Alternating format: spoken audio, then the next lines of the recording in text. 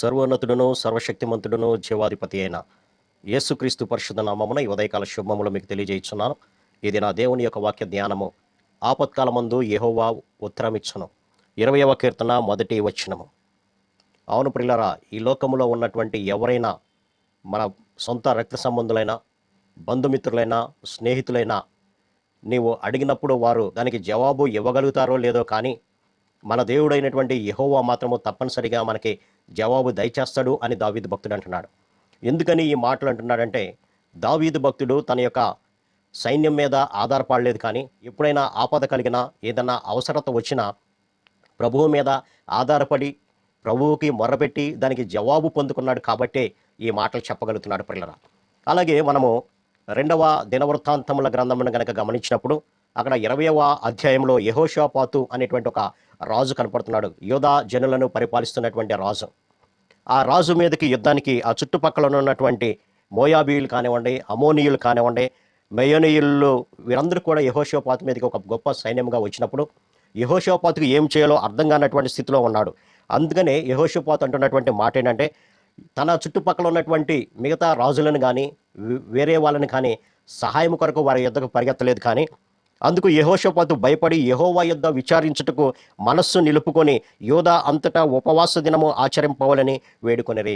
వారి భార్యలు, వారి యొక్క బిడ్డలు, చంటి బిడ్డలు మొదలుకొని అందరూ కూడా యెహోవా యుద్ధ విచారణ చేయడానికి వారు మనస్సు నిలుపుకున్నట్లుగా మనం చూడొచ్చు.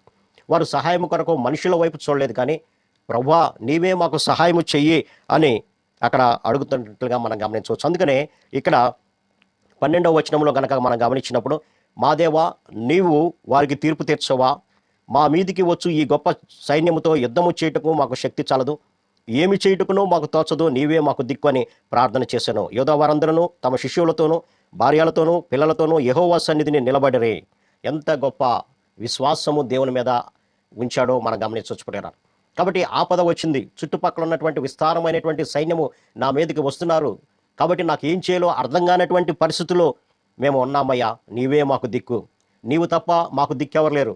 ఈ ఆపద సమయంలో ఈ యొక్క గొప్ప ఆపద నుంచి మా యొక్క రాజ్యాన్ని, మా యొక్క బిడ్డలను, మా యొక్క సైన్యాన్ని, మా యొక్క ప్రజలను విడుదల దయచేసేది నువ్వే అని దేవుని యొక్క సన్నిధిలో ఉపవాసం ఉండి వారు ప్రార్థించినట్లుగా మనం గమనించవచ్చు. దావీదు భక్తుడు అంటున్నాడు, ఆపత్కాల సమయంలో యెహోవా నీకు ఉత్తరం ఇచ్చునుగాక. అవును, వీళ్ళు ఇంత గొప్ప ప్రార్థన చేసినప్పుడు ప్రభు చెప్తున్నటువంటి మాట ఏంటంటే, అక్కడ 17వ వచనాన్ని కనుక గమనిస్తే, ఈ యుద్ధంలో మీరు పోట్లాడవలసినటువంటి నిమిత్తము లేదు. యూదావారిలారా, యెరూషలేము వారిలారా, మీరు యుద్ధ పంక్తులు తీర్చి నిలబడి మీతో కూడానున్న యెహోవా దయచేసి ఈ రక్షణను మీరు చూచెదరు. భయపడకుడి, జడియకుడి, రేపు వారి మీదకి పోను, యెహోవా మీతో పాటు ఉండును. దేవుడే మనతో ఉండగా మనకి ఏమాత్రం కూడా దిగులు అక్కర్లేదు, ఏమాత్రం కూడా భయం అక్కర్లేదు, ఏమాత్రం కూడా ఇదిగో నా మీదకి వస్తున్నటువంటి జనాంగం ఎట్లా అని ఆలోచించాల్సిన పని లేదు. ఎందుకంటే దేవుడే వారి సంగతి చూసుకుంటాడు. మీరు ఊరక నిలిచుండుడి, దేవుడే మీ పట్ల ఆ యుద్ధము జరిగించును. యుద్ధము చేసేది మీరు కాదు, దేవుడే మీ పక్షాన జరిగిస్తున్నాడు.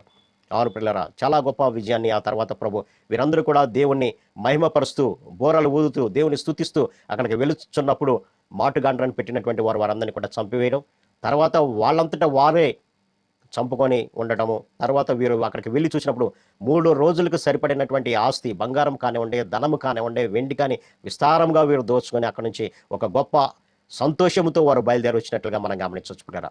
ఏదైనా ఆపద సమయంలో ఉన్నావా నీవు? నీ బంధుమిత్రులు కానీ, నీ స్నేహితులు కానీ, నీ రక్త సంబంధులు కానీ ఎవరు కూడా నీకు సహాయం చేయలేనటువంటి స్థితిలో నిస్సహాయులై ఉన్నారా? అయితే ప్రభు అంటున్నాడు, ఆపత్కాలంలో నీవు నాకు మొరపెట్టు, నేను నీకు ఉత్తరం ఇస్తాను, గొప్ప విడుదలను దయచేస్తాను. యెహోషాపాతుకు చేసిన పని అదే.